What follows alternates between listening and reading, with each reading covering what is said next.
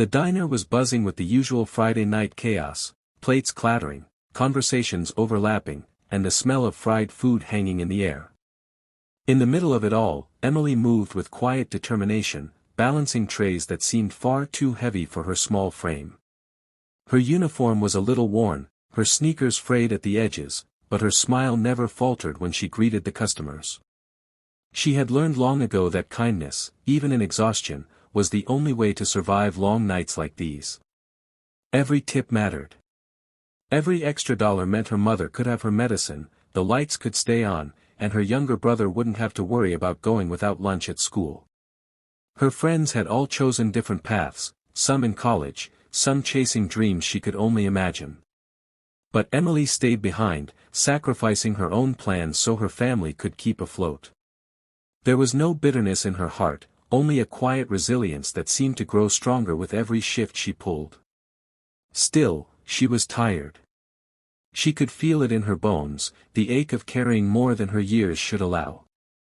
As she wiped down a table, she let herself glance out the window at the city lights. They glittered with a promise she wasn't sure was meant for her, but deep down, a small flame of hope refused to be extinguished. Tonight was just another night of survival, or so she thought. Something was about to change forever. The bell above the diner door jingled, and Emily glanced up automatically, her practiced smile ready. In stepped a man who didn't look like he belonged in this part of town. His tailored suit caught the dim light, his shoes polished so sharply they seemed out of place against the scuffed linoleum floor. He carried himself with a quiet authority, the kind that made people notice without him saying a word. This was Mr. Harrison, though Emily didn't know his name yet. To her, he was just another customer at first, a man who slid into a corner booth with the weight of the world on his shoulders. He didn't bother looking at the menu. Instead, he waved it away and ordered in a clipped tone, his eyes never leaving the stack of papers he had brought with him. Emily scribbled down his order quickly, a little stung by his lack of acknowledgement, but she told herself she was used to it. People in a rush, people lost in their own worlds, it wasn't personal. Still, something about him radiated distance, as if kindness was a luxury he couldn't afford. She returned a moment later with a glass of water, setting it down carefully. That was when she noticed the documents spread across the table.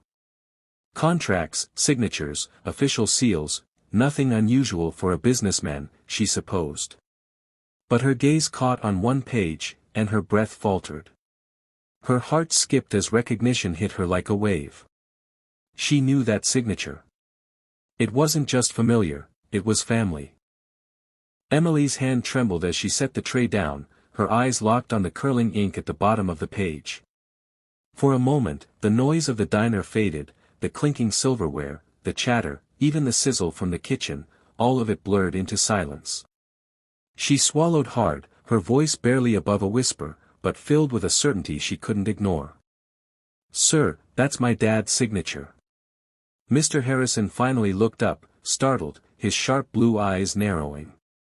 "What did you say?" he asked, his tone sharper now, though not unkind, just unsettled.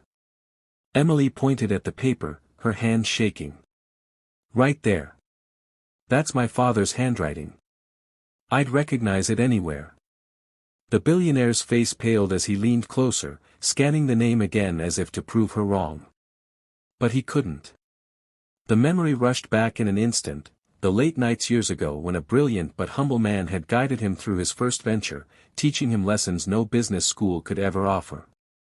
That signature belonged to a man he once owed everything to. His grip on the glass loosened, and it slipped from his hand. The sharp crack of shattering glass echoed across the diner, drawing curious glances from nearby tables. Harrison didn't move. He sat frozen, staring at the waitress before him, the weight of recognition crashing down.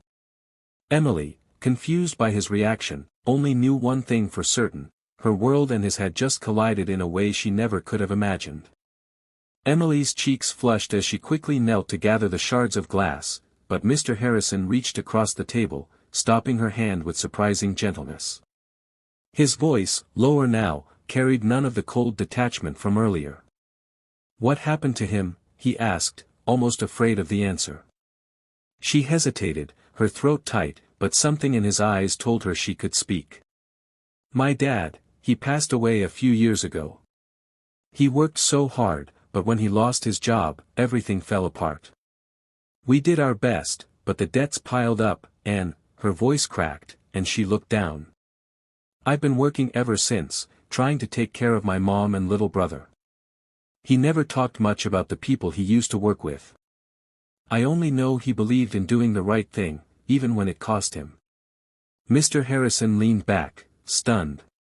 Memories flooded him, her father's steady guidance during sleepless nights, the unwavering integrity that had shaped his own career. Without that man, he would never have built his empire. And yet, while he soared, the man who had lifted him had fallen, unnoticed, forgotten. The weight of guilt pressed hard against his chest. For the first time in years, the billionaire CEO felt his success tremble under the burden of unacknowledged debt.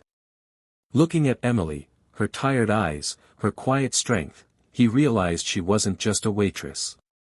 She was the daughter of the man who had given him everything. And he had a chance, at last, to make it right. Mr. Harrison sat in silence for a long moment, the papers before him suddenly meaningless. Then, with a resolve that softened the sharpness in his features, he leaned forward.